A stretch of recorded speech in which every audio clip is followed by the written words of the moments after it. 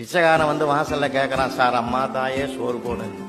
அந்த அம்மா வேகமா வந்தது, சாப்பாடு சோறு எடுத்துன்னு வந்தது, பார்த்தது. ஆளை பார்த்தா பயங்கரமா இருக்கிற, போய் மூட்டத்துக்கு ஏதாவது வேலை செஞ்சு பழைக்க வேண்டியதானே, பிச்சை எடுக்கிற.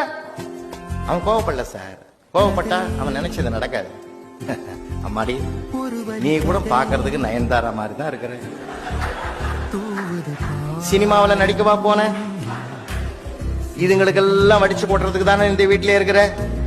அந்த அம்மா அழுது சார், வருஷ கணக்கில் வடிச்சு போடுறேன், ஒண்ணு கூட நன்றி இல்லடா, எங்கிருந்தோ வந்தவன்டா நீ, என்ன பார்த்து வருத்தப்படுற பத்தியா, கவலைப்படாதரான்னு சூடா 4 இட்லி கையில கொடுத்து சாப்பிட வச்சுது சார் அந்த அம்மா. அவன் கோவப்பட்டு வார்த்தைகளை உதிர்த்து இருந்தான்னா அது அந்த பழகுமா, என் தம்பி மாறுறா நீ, உனக்கு எப்பப்ப பசிக்குது அப்பெல்லாம் வாடா தரேன்னு ஒரு உறவாயிட்டான் சார் அவன். வார்த்தைகள் இருக்கிறது வாழ்க்கையின் சிறப்பு.